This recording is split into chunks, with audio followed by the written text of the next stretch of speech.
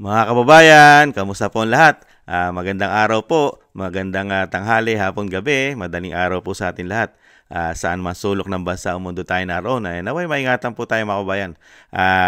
Samahan niyo po ako, magkomentuhan po tayo mga tambay.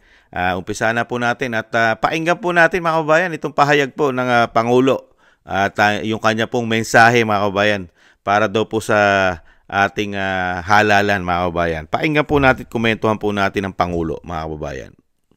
Yung halalan, gamitin natin ang ating karapatan at gampanan ang ating pananagutan bilang mamamayang Pilipino. Isang pagkakataon ito para marinig ang boses ng bawat isa at may pahayag ang mga pangarap na mahalaga sa inyo at sa bayan. Iba't iba man ang ating paniniwala, yan ang diwa ng demokrasya. Pero ang pagkakaiba ng opinyon ay hindi dapat mauwi sa gulo o pananakot. Ipinaglalaban natin ang kinabukasan sa balota, hindi sa lansangan, hindi sa karahasan. Kaya bumoto po tayo. Piliin ang tapat, may malasakit at may kakayahang magsilbi. At sa mga kandidato, igalang natin ang proseso. Tapusin natin ang halalan ng may dangal at katahimikan. Magtulungan po tayo upang mapanatili ang isang maayos, mapayapa at makatarungang halalan. Maraming salamat.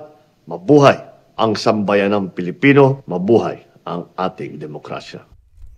Yan po mga tambay, ang pahayag po ng Pangulo na napakarami pong issue mga tambay. Napakarami pong issue sa korupsyon, sa sobrang pamumulitika. At syempre po may issue pa ng ginto at pera sa labas ng bansa. Ano kayang demokrasya mga tambay? At ano kayang sinasabi po na magiging maayos? Kinu-question na nga po, di ba? Napakarami na pong question. Nakikita po ang taong bayan, lalo-lalo po sa botohan, di ba? Sa COMELEC. Pero nagtataing ang kawali lang po rito ang COMELEC at talagang ipinipilit po talaga nila yung sinasabi pong maayos at talagang hindi magkakaroon ng dayaan ang ating halalan. Di po ba? Pero napakarami na po, katulad po ni Atty. Glenn Chong. Napakarami pong pinahayag ni Atty. Glenn Chong about po sa botohan at talagang meron daw pong maanomalya. At ganoon din po si Atty. Harold Respicio. Di po ba?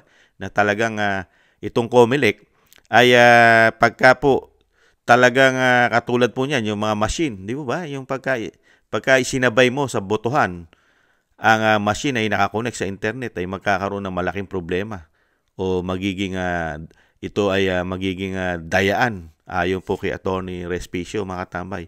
At talagang ang mga Pilipino nakaranas katulad po ng mga kababayan natin sa labas ng bansa, mga OFW, di po ba?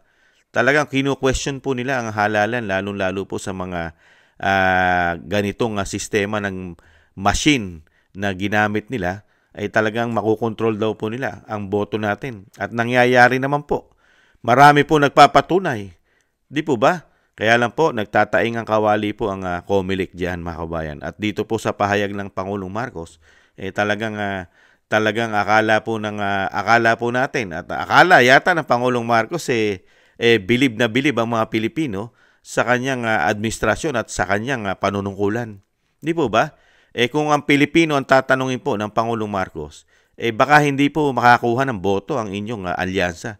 At yung sinasabi nyo pumili ng tama na maglilingkod sa bayan. Sa nakikita po nga namin yung paglilingkod po ninyo ng 3 taon ng inyong binagoong ang Pilipinas, ay hindi po namin nakitaan ng tamang paglilingkod sa bayan. Bagkus ang nakita po namin di umano ay laganap na korupsyon. Di ba? At sobrang pamumulitika. At lalong-lalo ang ginawa mo, Pangulong Marcos. Di ba? Hindi ka tanggap-tanggap sa mga Pilipino, sa majority ng mga Pilipino na tama at nag-iisip ng hindi nababayaran at hindi nasusuhulan.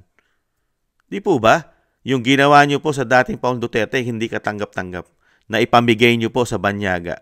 May hustisya po ang ating bansa. May demokrasya. Kayo po mismo nagsasabi ng demokrasya sa ating bansa. Pero hindi nyo po ibinigay yung demokrasya sa dating Pangulong Duterte. Paano po namin kayo pagkakatiwalaan?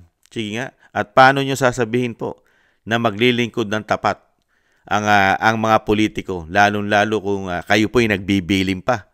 Pinagbibilinan nyo mga Pilipino na talagang pumili ng tapat na maglilingkod sa bayan. Kayo pa mismo ang nagsabi sa amin. Samantalang hindi po namin kayo nakitaan na kayo po ay naging tapat yata sa bayan. Lalong-lalo sa ginawa nyo sa dating Pangulong Duterte na hindi nakatikim ng demokrasya. Di ba? Yung pagiging malayang bansa ay hindi po natikman ng dating Pangulong Duterte sa inyo, Mr. President. Hindi umiral po ang hustisya sa kanya. Lalo-lalo po ang proseso ng batas. Saka wag niyo na pong wag niyo nang turuan ng mga Pilipino. Okay po magpahayag kayo dahil kayo po'y pangulo.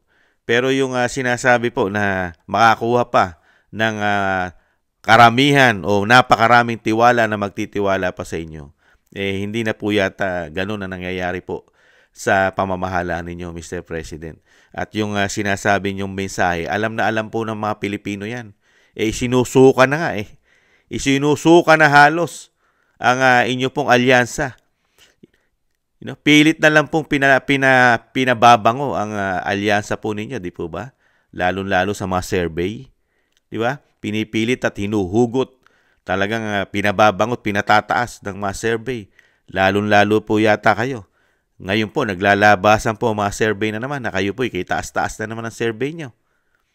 Yung bagsak na survey na pinalabas din ng survey company na 25% ay bigla po naman ngayon na tumataas na kumakabila na po na 60%.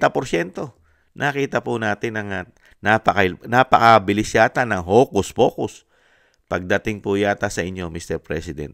At lalong-lalo po sa inyong mga kandidato. Hindi nga kayo umikot ng Mindanao halos.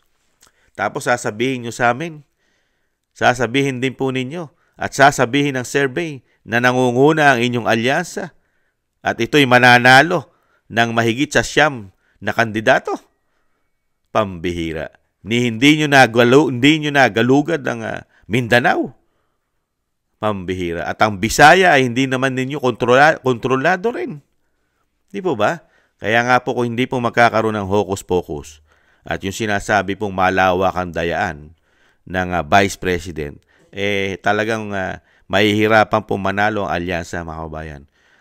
At sa nakikita po natin, mukha pong gagawa po yata sila di umano ng paraan. Dahil ito po ang kinatatakutan din po ng Pangulo na makapasok po ang PDP laban sa Kongreso at Senado. Dahil malilintikan na po sa riyan. At napakarami na pong impeachment na maisasalang po at talagang sunod-sunod po yan na dadalhin po nila sa Kongreso para mag-file po ng impeachment sa Pangulo. Lalong-lalo po kung itong 20 Congress na darating, mga kababayan, ay makuha po at mapalitan na po lahat ang mga nakaupo riyan. Lalong-lalo yung mga naging problema ng bansa, lalo sa kapirahan nitong 19 Congress. Lalong-lalo po ang tinatawag na tambaluslos. Di po ba? Magkakaroon na po ng tamang demokrasya. Yan, Mr. President. Sana, kung talagang gusto nyo na ating bansa ay demokrasya at sumusunod po at naglilingkod po, ayan, pagka po ang PDP laban po nakapasok sa Senado at Kongreso, makikita po ng mga Pilipino kung paano po maglingkod. Maglingkod po ng maayos at tama. Dahil unang-una po, itatama po ang mga pinagagawa po yata ninyo. Ang mga ginawa po yata ninyong kapalpakan, lalong-lalo po sa dating Pangulong Duterte, ay maitatama na po yan. Maiimbestigahan po yan ng tama. May kasama pa yatang impeachment, Mr. President. Di po ba? Kaya dito sa mensahe ng Pangulong Marcos, hindi po ito, parang walang dating, walang kadating-dating po sa mga nag-iisip ng mga Pilipino. Dahil parang wala po kaming Pangulo Saka yung Pangulo po namin, may question mark, may tanong, meron na pong lamat dahil una-una, hindi na po kayo ang presidente ng bansa na umaakto. Yun po mismo ang inyong kapatid na nagsabi. Di po ba? Kaya yung inyong mga pahayag, para pong hindi na po yata kayo ang presidente ng bansa. Pagka po ang Senadora Amy Marcos ang tinanong, kayo po parang puppet na lang po yata. Pagka ang Senadora Amy Marcos po ang nagsalita. Di po ba, Mr. President? Pakinggan po natin ang inyong kapatid. Baka po hindi kayo nag-uusap. Dahil ang tingin po sa inyo ng kapatid nyo ay hindi na po kayo ang nasusunod sa palasyo, di po ba? Pakinggan po natin ulit ang kanyang kapatid.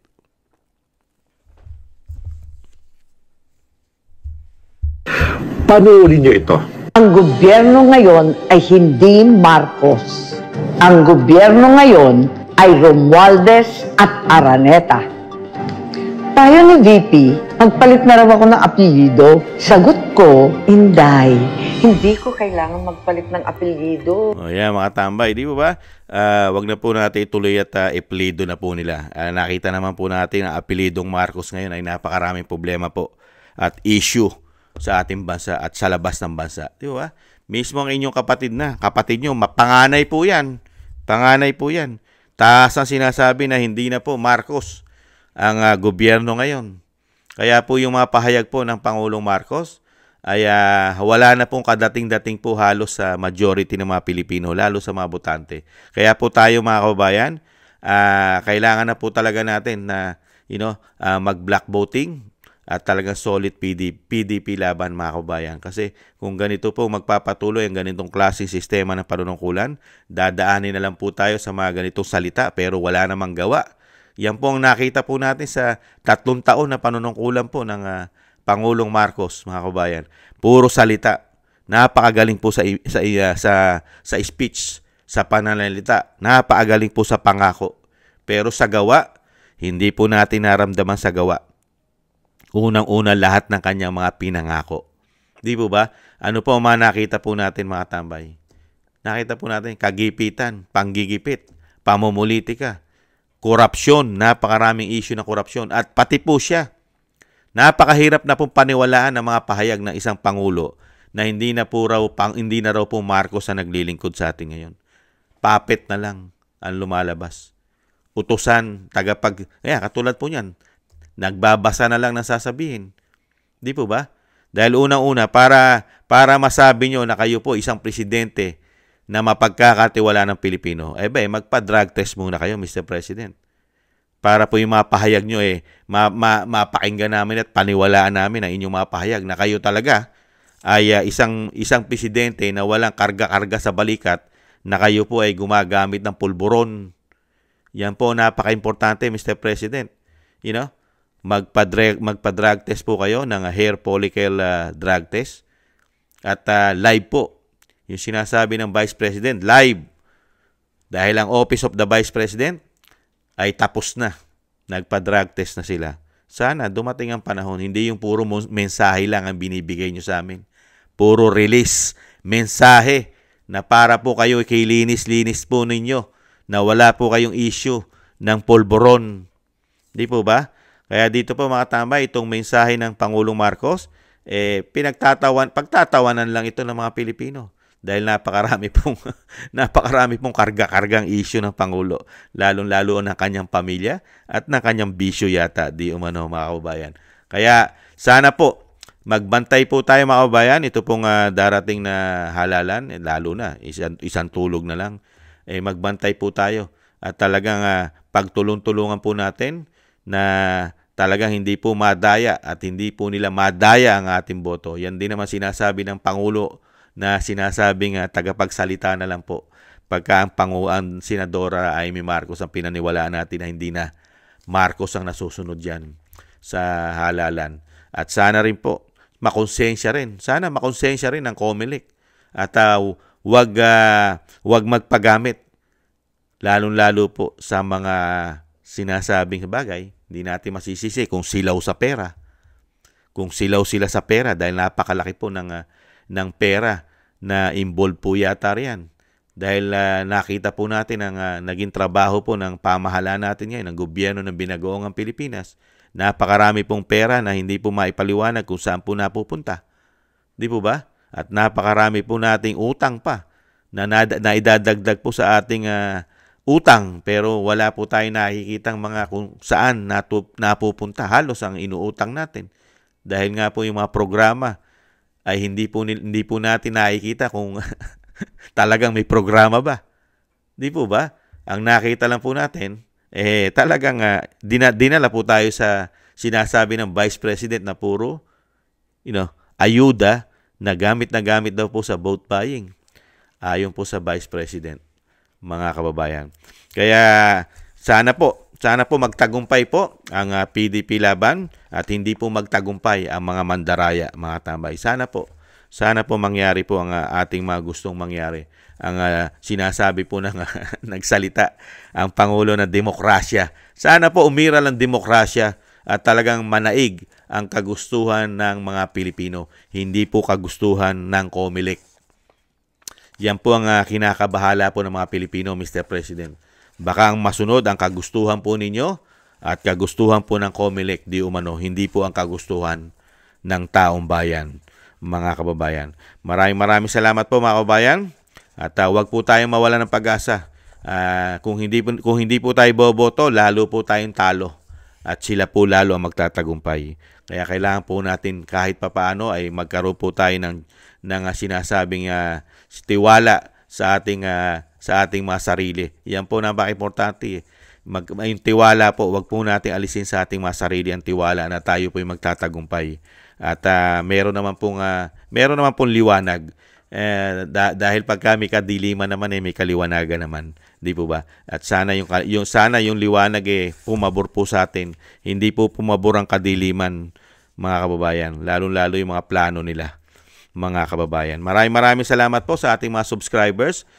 Thank you po. At ingatan nawa po kayo. Shoutout po sa inyong lahat, mga subscribers po natin. At syempre po sa mga biyaya po na pinagkakaloob po na pinagkakaloob nyo po sa inyong lingkod. Thank you po sa mga biyaya. Shoutout po Kingston 123 ng Hong Kong, Eric Hershio ng Canada, Jake Yahut 4531 ng Maisog, California, USA, Gina Ray Solid DDS ng Berlin, Germany, Julieta Celona ng Sydney, Australia, Baby Roman, Ate Isa ng Cagayan Valley, Jem Aris ng United Arab Emirates, Jobilin Watanabe ng Japan, ako si Pilam, Annie Joe. Maraming salamat po, mga kababayan, sa mga biyaya po na inyong pinagkakaloob. Thank you po. Shoutout po sa inyong lahat. At syempre po sa mga nakagusto po ng Tambayan Mga Kabayan sa YouTube at TikTok, thank you po. At ganun din po sa mga nag-subscribe, like, share, and comment. Thank you po. At syempre po yung bilin po muli ng ating dating Pangulong Duterte at Vice President. Solid po tayo, PDP laban, mga kababayan. Para yung sinasabi ng Pangulong Marcos na demokrasya ay makamit na po natin ang totoong demokrasya dahil hindi po natin nakamit sa kanila. At syempre po, black voting po tayo, mga kababayan. At isama po natin sa dasal at panalangin ang dating Pangulong Duterte at Vice President na maingatan po sila. Maingatan po, mga kababayan. Thank you po, mga kababayan. Tayo rin po, ingat po. Ingat po, mga kababayan. Sa muli po, paalam po. Bye-bye.